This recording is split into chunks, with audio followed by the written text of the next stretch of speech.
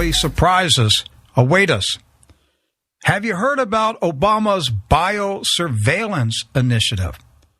The White House says, quote, a well-integrated national biosurveillance enterprise is a national security imperative. Okay, it's getting scary when Washington connects your health records to national security. What's up? Twila Brase knows what's up. She has some frightening facts about this facet of Obamacare that few people know. She is the co-founder and president of the Citizens Council for Health Freedom. She's been recognized as one of the most influential people in America in healthcare issues such as patient privacy. The website is cchfreedom.org, cchfreedom.org. Twila Brase, welcome to True News. Thank you. I'm so glad to be here. Yes. Twila, what is the National Biosurveillance Initiative? Well, the National Biosurveillance Strategy, actually, is part of the National Health Security Strategy.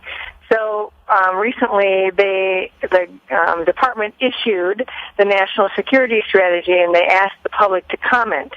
And in amongst that strategy, it mentioned that they were going to also be implementing parts of the National Biosurveillance Strategy.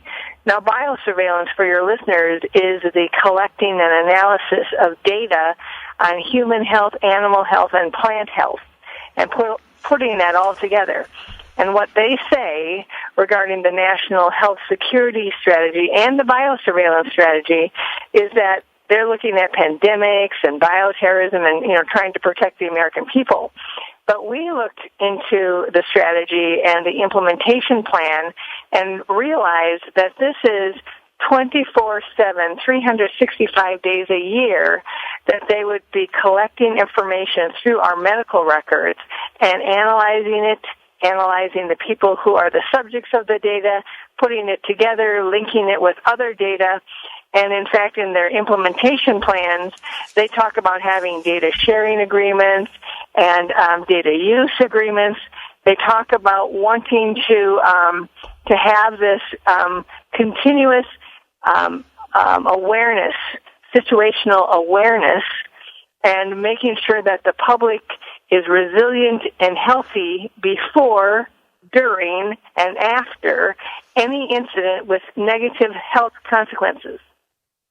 So they don't mention the incidents. When they talk about this, they talk about bioterrorism and pandemics that people do actually get concerned about. But this is way broader. This is about trying to make sure all of us are healthy according to how they want us to be healthy, and getting into our medical records to surveil our behavior, our medications, our age, our productivity, anything that they want to do under this guise of national security. Is this the real purpose for the digitization of our medical records?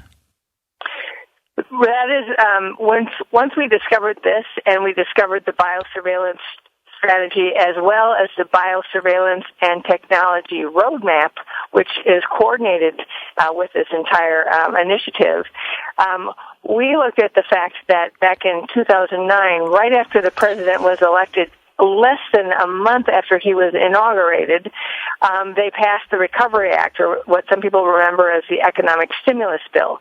And within that bill was something called HITECH, which has to do with health information technology, and the requirement that everyone have a digitized medical record by January 1, 2015, or I'm sorry, let me phrase that differently, that every doctor and hospital use digitized records by January 1, 2015, or face penalties as in reduced Medicare payments.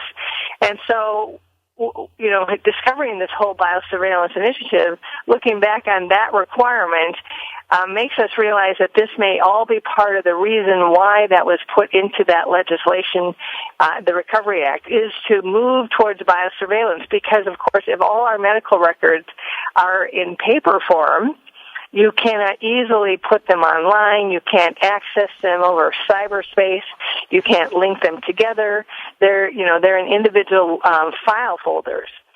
And so that's what we think. Twila, are you acquainted with the IRS raid earlier this year or late last year on the California Medical Record Storage Company?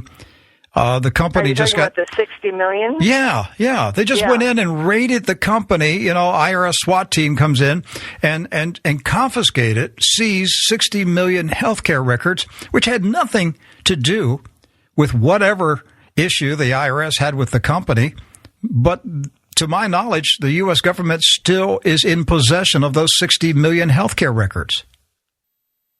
Yeah, I've never heard that they have been released. I understand that they didn't have a search warrant that allowed them to have any access like that. But here's the deal, and this is a good opportunity for me to tell you, your listeners, about HIPAA.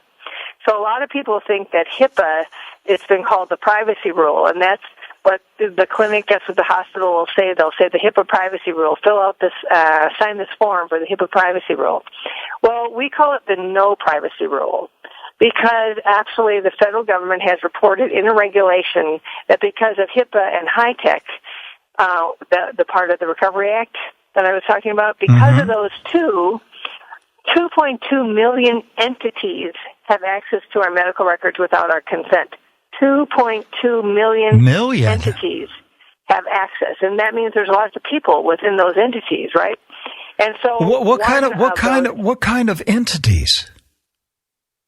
Well, there's all the different. There's the obvious, which has to do with all the different doctors and hospitals and health plans, and then there's the data clearinghouses, and then there's 1.5 million business associates of all of these.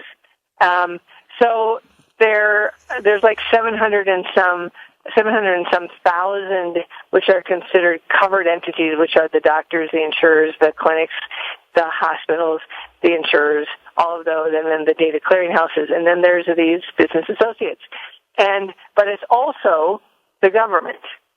So the government has access under HIPAA, under what they used to call national priority purposes.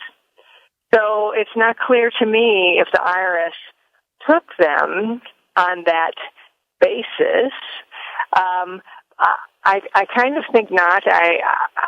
But I'm not certain because because HIPAA is a permissive law. It allows the records to be shared without the patient's consent to these 2.2 million entities. And the only requirements for sharing the records are to the patient themselves and to the U.S. Department of Health and Human Services to check compliance with HIPAA. So my guess is that was an IRS raid. They should have had a search warrant. Who knows where it's at right now. Twila, why are the Obaministas after so many records? What's the real reason? What do they want? Well, your medical records are very personal. Our medical records are very personal. They're very private. They include things about your history. They include things about your family. They include your behavior. They include your weaknesses. They will soon include your genetics. And they tell a lot about where you are and what you're doing. And so it's part of the profiling of Americans that is happening. It's part of the weakening of the privacy and the constitutional structures. So once they get your health care and they can make, once they get your medical information and they have control of your health care, they can make decisions about who gets what kind of health care and who gets no health care and who gets certain types but not others. And I think this is all part of the control strategy because when they hold your health care, they hold your life. Do you remember back in the 70s? You might not be that old, so you might not remember this. George McGovern had selected Senator Tom Eagleton as his vice presidential running mate. What was it, 1972?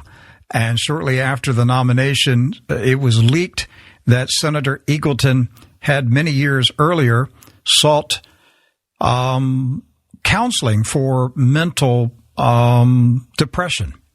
And the uproar was so great he had to withdraw from the campaign. Now think about today, 2014, with the U.S. government in possession of the most private information about every single American citizen. The implication for blackmail, for sabotaging careers, businesses, anybody's plans, they will have vast power to destroy anybody's life if they choose to do it. And then, of course, there's also the piece about a lot of people are answering the question about whether you have guns in your home. And that is becoming part of the medical record. So you start combining the medical record with behaviors and choices and environments and homes and children and activities and relationships. And have you heard Mayor Bloomberg using the phrase national, not national, but a rational background check? And he's substituted the word national, and he now uses rational. And he keeps talking about a rational background check. In other words, he is implying that if you own guns or want to buy a gun, you're not rational. So we have to check you to see if you're rational. So you put that together with this healthcare records initiative and doctors being required to snitch on patients who have guns in their home. And this is a frightening police state that's coming together right before our eyes. Well, Obamacare also requires individualized risk scores to be created, and each state has to do it for the entire state. And so there's many ways that the government is trying to access your medical information. And one thing that we tell people is do not sign the HIPAA form. And by law, you do not have to sign the HIPAA form, and we have little wallet-sized cards that you can hand out to your doctor or hand out to your hospital when they try and get you to sign that form. And we also have a... Tell me, what are we doing as a citizen when we refuse to sign the HIPAA form? We are just acknowledging and accessing our right. Now, it does not mean that you'll have any privacy whatsoever, because I told you 2.2 million entities have access without your consent under HIPAA. But it means that you are exercising your right and you are letting people know that there's a problem with HIPAA. So you are essentially unveiling the reality of HIPAA as you do this and cause people to look at what HIPAA really is. Because when you refuse to sign the HIPAA form, the doctor or nurse is going to say, well, no, this is to guarantee your privacy. That's right. But, of course, as you now know, it doesn't, and all you have to do is look at the clinics or the hospital's notice of privacy practices. That's the only thing you're doing. You're signing that you have seen or received a copy of the notice of privacy practices. If you look at the notice, you'll see that they can share your information broadly. So it should be called a notice of disclosure practices, and HIPAA should be called the no privacy rule. So it's all about breaking the deception. It's also about exercising your right. And if they decide not to treat you because you refuse to sign the form, then I encourage your listeners to come to our website and click on the HIPAA Hurt Me button or the HIPAA Story button and tell us the story, because it's our purpose to undo HIPAA by undoing this grand deception and getting people the privacy that they should have and should be part of being not only an American, but also a patient. We have totally violated the ethics and the confidentiality of the patient-doctor relationship by what the government is doing. And yet the American public thinks that they have all this privacy when they have none.